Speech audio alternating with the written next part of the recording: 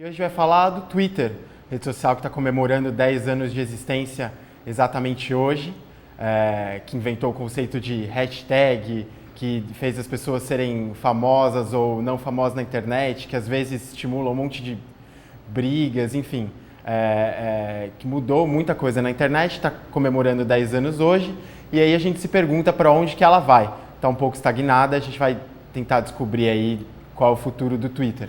Para isso, hoje, a gente tem aqui no estúdio da TV Folha o Guilherme Ribbenboim, que é vice-presidente do Twitter para a América Latina. Muito bem, boa tarde, obrigado pelo convite. Estamos muito felizes de estar fazendo 10 anos e aqui com vocês hoje. O Luli Radfarer. Opa, eu estou aqui há 9 anos e meio tentando entender para que serve o Twitter. Que é colunista da Folha. E também por Skype vai estar com a gente um twitteiro célebre, Marcelo Taz, apresentador de TV, vai participar do papo aqui com a gente. Então, primeiro um pouco de história aí, eu queria que vocês lembram qual foi, eu comecei a pesquisar ali quais foram os primeiros tweets, como é que vocês conheceram a plataforma, enfim. O meu, por exemplo, foi difícil porque eu acho que eu não entendia direito a mecânica do negócio, eu fui olhar, o meu é avião. Eu provavelmente estava pesquisando alguma coisa sobre avião e em vez de pesquisar eu tuitei ali e tal. Vocês lembram quando vocês começaram a usar? Eu lembro que, assim, bom, imagina, né? Teve uma época que a comunidade era tão pequena que acho que eu era o 12º mais popular do Twitter no Brasil. Porque eu tinha 2.000 seguidores, o que era um número enorme. Mas eu lembro que na época eu perguntava, né? O que você está fazendo? Aí a maior parte das vezes eu escrevia nada. Assim, ou se eu estou aqui lendo vocês é porque eu não tenho mais nada para fazer. O grande questão que eu acho que até hoje as pessoas ainda se perguntam para que serve o Twitter. Quando o cara entra, o primeiro tweet de todo mundo é testando para ver para que serve esse treco. 3 meses depois, ainda não entendi. Eu tive, a minha experiência ela é bem diferente. Eu comecei no Twitter muito como consumidor de conteúdo. Quer dizer, o Twitter resolvia uma questão para mim de achar o conteúdo das coisas que me interessavam. Eu demorei um bom tempo até eu começar a pegar esse microfone e começar a falar, porque o Twitter é sobre isso. O Twitter é sobre aquilo que te interessa e a oportunidade que você tem de participar daquela conversa que te interessa se você quiser pegando esse microfone. Então eu acho que essa questão que o Luli levantou, para que serve o Twitter é uma rede de interesse, ele não é uma rede social, ele é uma rede para as pessoas que querem se informar e que se elas quiserem participar com a sua voz, elas podem colocar a sua voz. O Taz ele é um excelente exemplo. Eu me lembro do Taz comentando que ele... Taz, você vai poder falar um pouco sobre isso, mas falando sobre quando você chegava do CQC e usava o Twitter como um canal de formação para você, né? E você, a partir dali, poderia participar. Então... Taz, cujo primeiro tweet eu adorei, que é corrigindo roteiros do novo Telecurso 2000. Quanto tempo, não? Obrigado, Felipe, por lembrar essa, mas eu abri o Twitter em 2007 e quando eu estava corrigindo os roteiros do Telecurso, eu realmente ainda não tinha entendido qual era a grande virtude dessa plataforma. E foi em 2008, no CQC, com um programa ao vivo, que eu levei um susto quando eu estava ouvindo o que as pessoas em casa falavam quando viam a minha cara. Para quem faz televisão, isso é uma enorme revolução.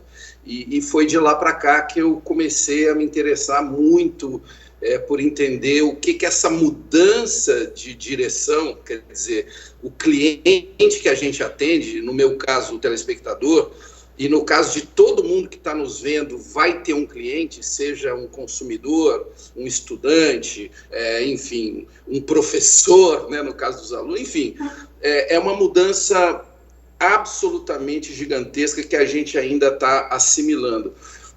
Eu escrevi esse texto que está na Folha de hoje, falando que para mim a grande virtude é o tempo real, né? Para mim o Twitter ainda é o reloginho do tempo real, e nós que estamos vivendo esse House of Cards brasileiro que ninguém dá conta de acompanhar, o Twitter mostra que ele é uma ferramenta que consegue acompanhar essas coisas. Eu queria devolver para vocês perguntando para o Guilherme se o Twitter vai continuar sendo um reloginho de tempo real, porque ouve-se por aí que ele está se facebookizando. É verdade, Guilherme?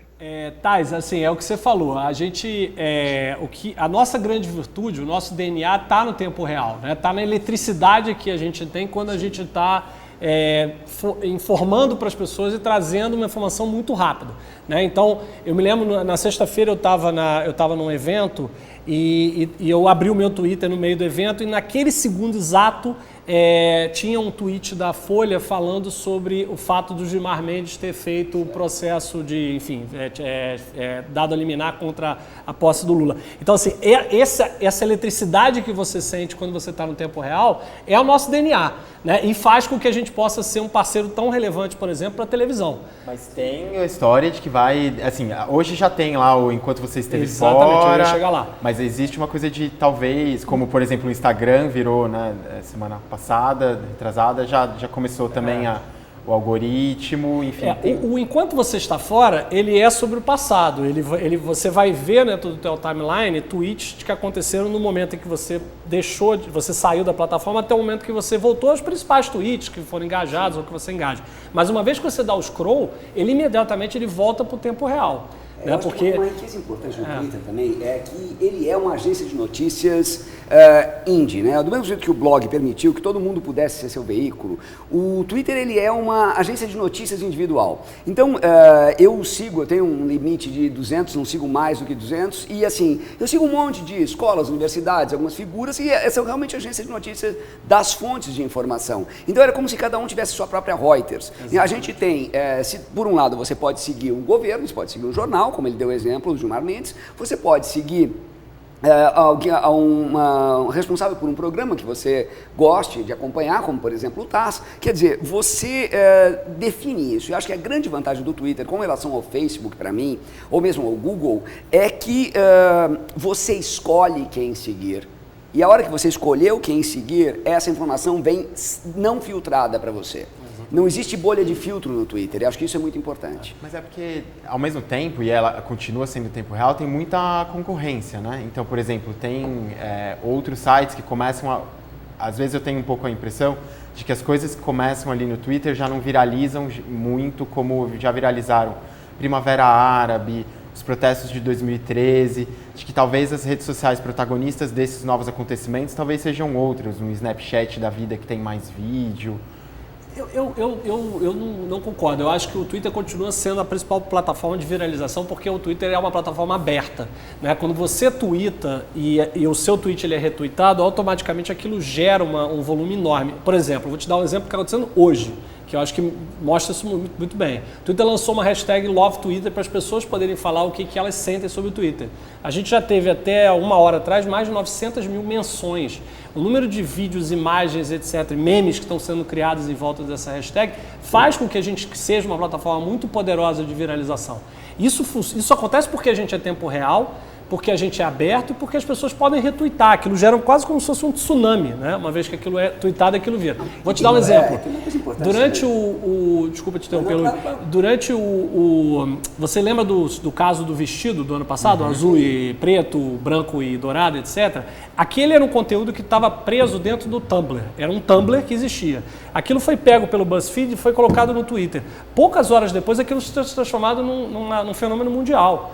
Então eu acho que a característica do Twitter, por ser aberto, por ser uma plataforma conversacional, permite essa viralização. Eu acho que junta-se duas coisas nisso também. Você tem, primeiro, o Twitter ele não é mais a única coisa de novidade, porque na época da Primavera Árabe você tinha uma restrição de banda e de plataforma. E o Twitter, por ser só de texto, qualquer telefoninho podia enviar. Hoje você tem telefones mais ricos, então você vai ter várias plataformas para transmitir isso. Mas quando você tem uma coisa completamente inesperada, num lugar sem acesso de mídia, por exemplo, eu lembrei de Fukushima, ou um terremoto na Turquia, nesse ponto o Twitter é essencial, porque é aquela primeira coisa que o indivíduo pega e ele conta ali, e às vezes ele não tem banda, não tem outra coisa. Então eu acho que o Twitter deixou de ser a única fonte, mais por uma questão de evolução dos celulares e das redes, do que por queda do próprio Twitter.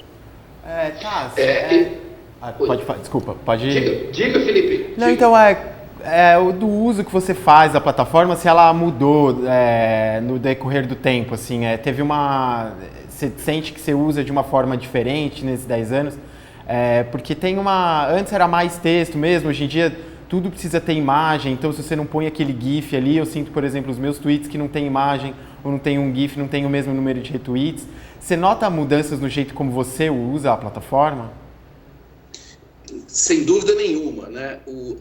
há muito esse componente que o Twitter é muito econômico, né? Com pouca banda em situações radicais, ele segura a onda de ser uma plataforma de comunicação. Eu acho isso uma virtude incrível, porque apesar da banda avançar, né, Luli, a gente vive situações como grandes aglomerações. Eu me lembro na Copa do Mundo, na abertura da Copa do Mundo, que mesmo com toda a banda que hoje a gente avança, às vezes em situações críticas você depende de uma banda estreita, que se estreitou por conta do uso, né, que está rolando lá na hora.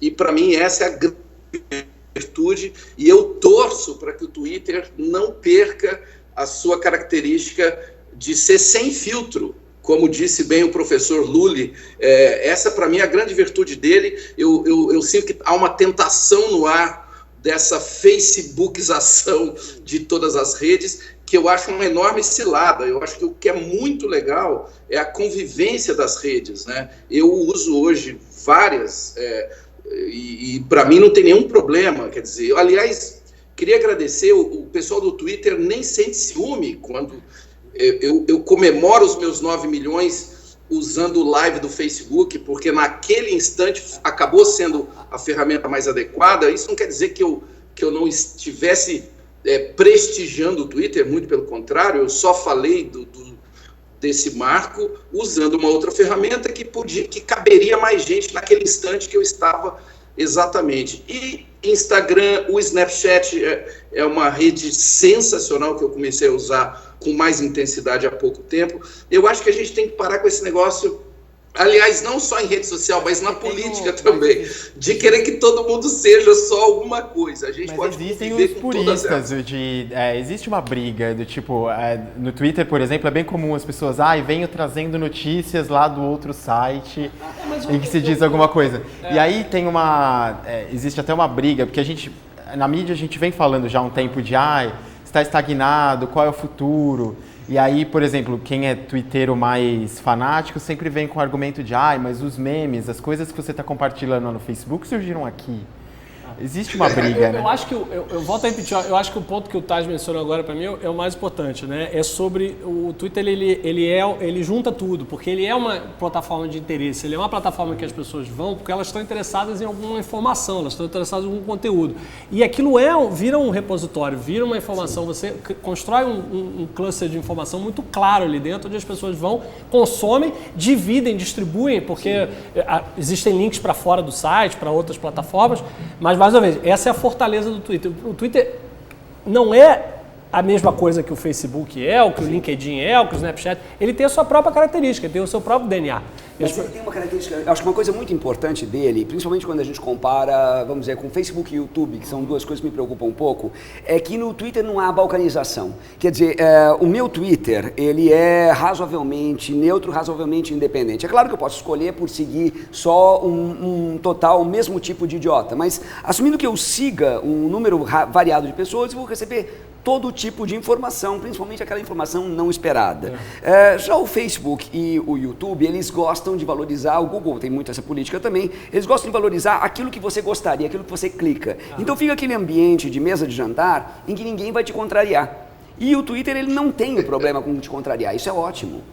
Mas aí... Exatamente, concordo. A gente brinca que o Twitter é a mesa de bar. Sim. Né? É o lugar onde você está com os seus amigos, você está trocando informações, você está trocando ideias, você está discutindo, e você não se sente policiado. Por isso que o Donald Trump está tão feliz nele. Ele é esse ambiente, ele é um ambiente aberto, ele é um ambiente democrático. Sim. Ele empower, né? Ele dá a voz para as pessoas. Felipe, logo no início... Oi, pode falar. Só contar uma coisa que eu me lembrei aqui agora. Logo no início do Twitter, eu fiz uma pesquisa para todo mundo definir o que era Twitter em 140 caracteres, né? Por um texto que eu ia escrever. E teve um texto do Sam BR, um nerd de Curitiba, que falava o seguinte: o Twitter é como pátio de hospício, todo mundo falando sozinho e eventualmente alguém reage.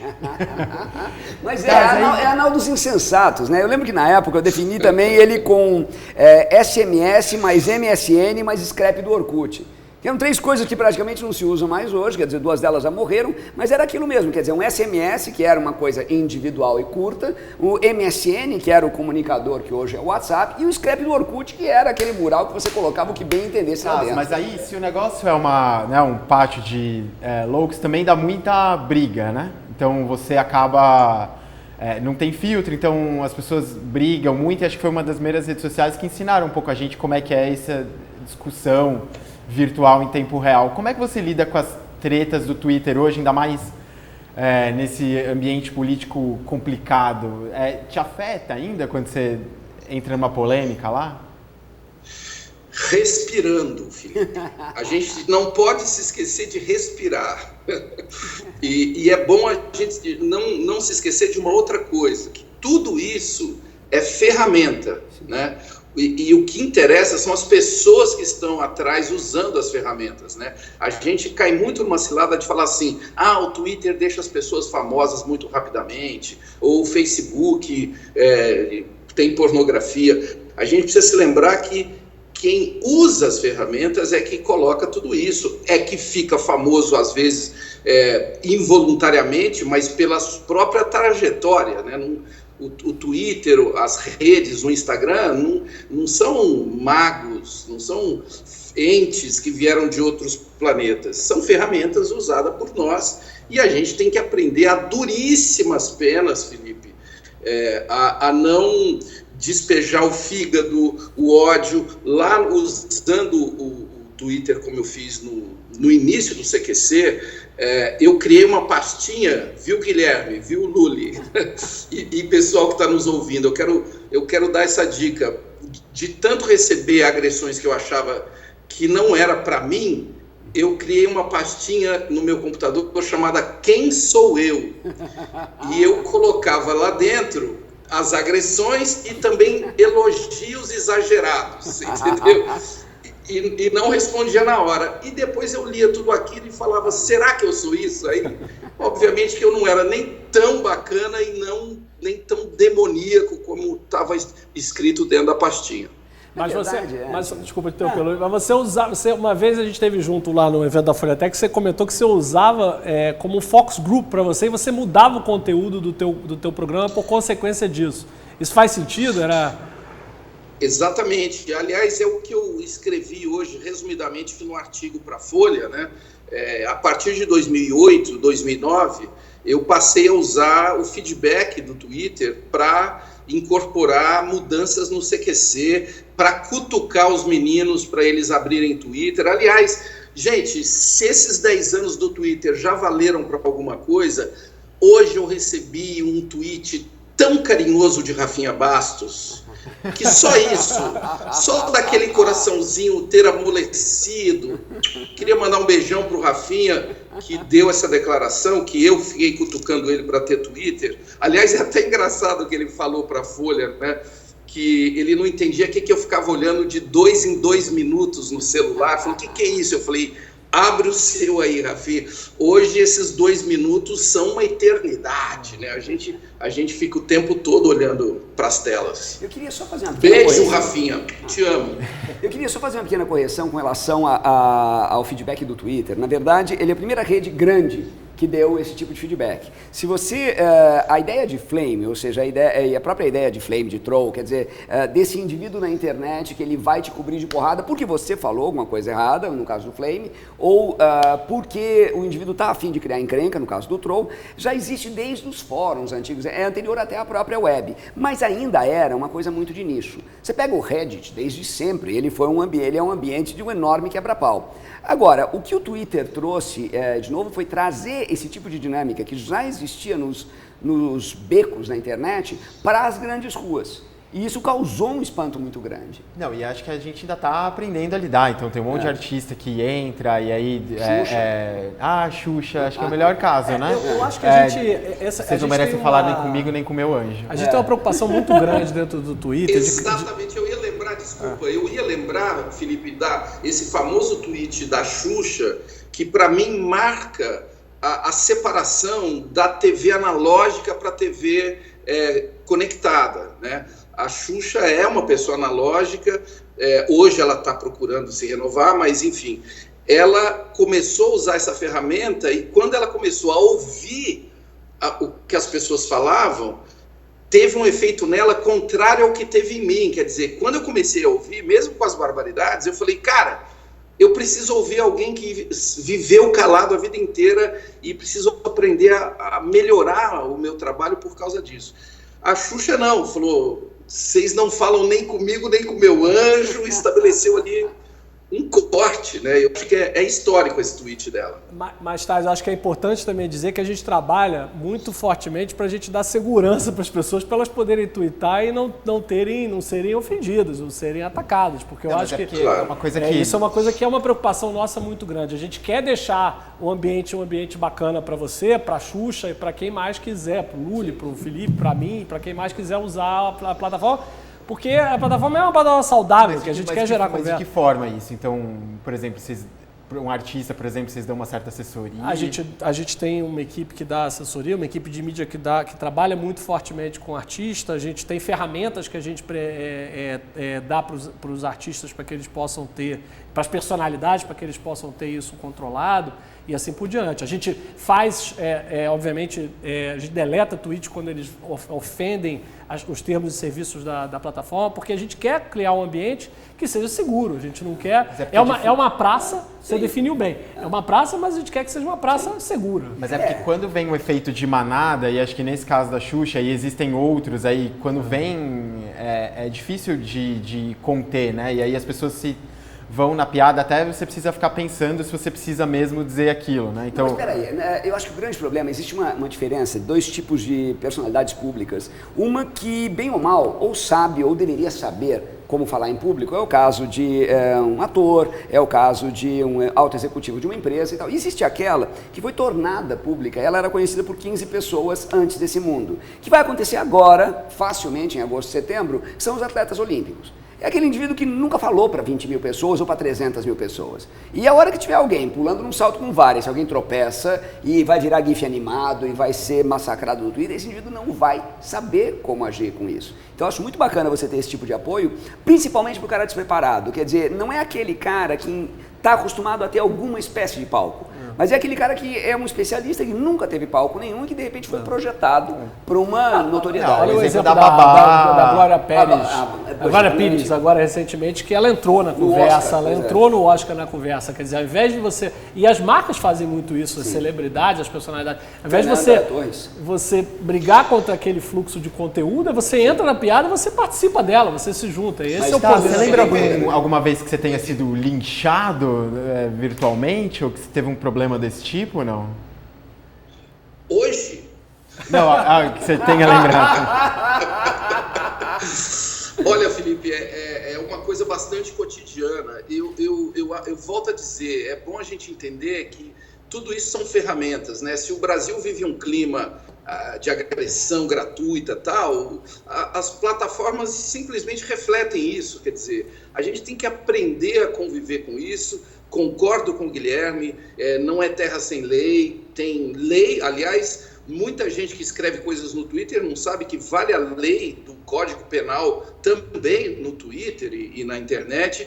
Agora, eu só acho importante que o Twitter não perca uma característica de grande liberdade que rola ali dentro, que não rola em outras redes, como o Facebook, por exemplo. O Facebook tem alguns códigos que tira do ar, às vezes, pinturas renascentistas, porque apareceu um peitinho. Pode entendeu? Peitinho no Twitter, não?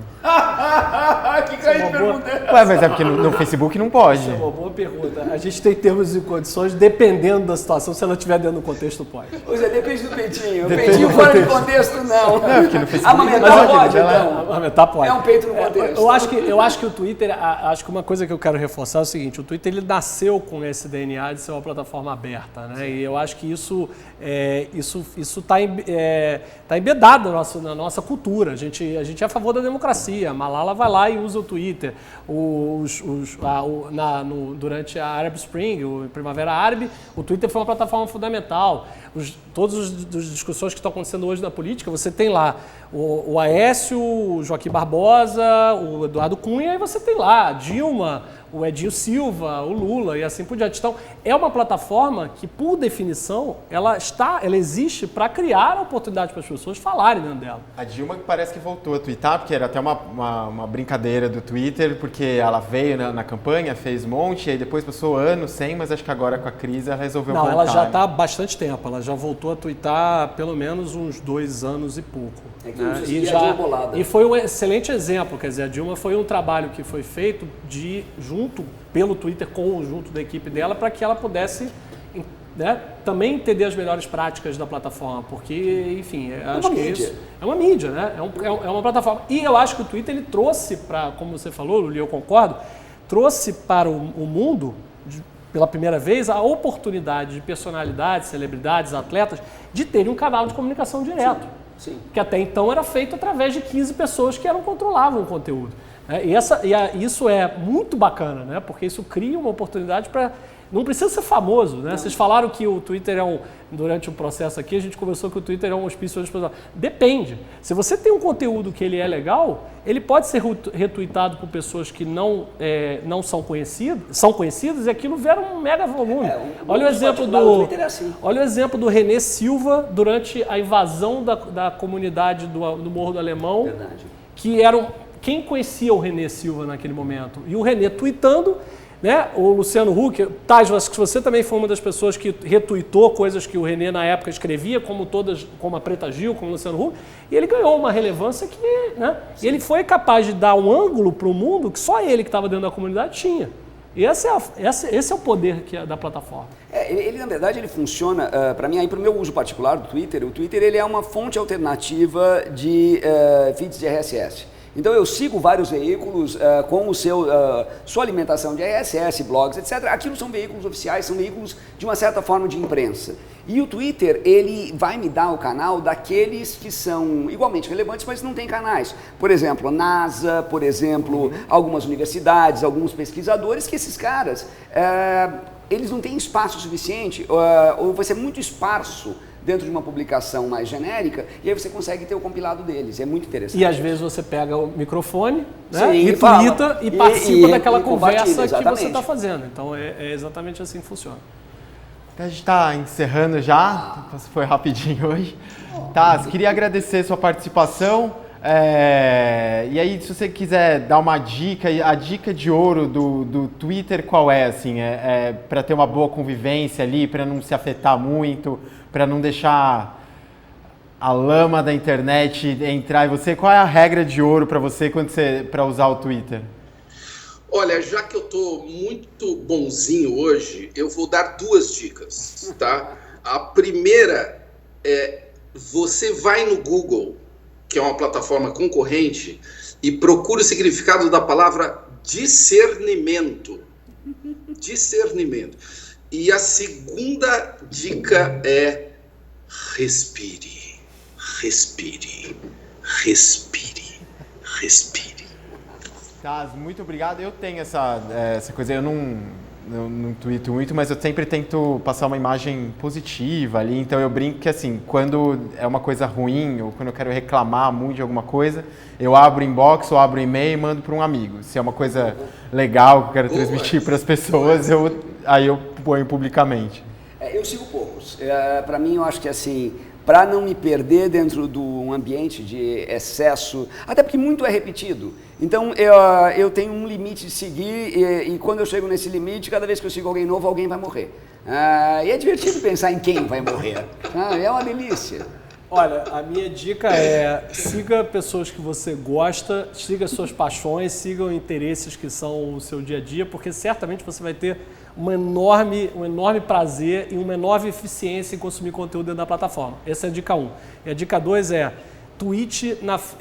consuma conteúdo do Twitter sobre programas de televisão, porque isso é uma experiência fantástica.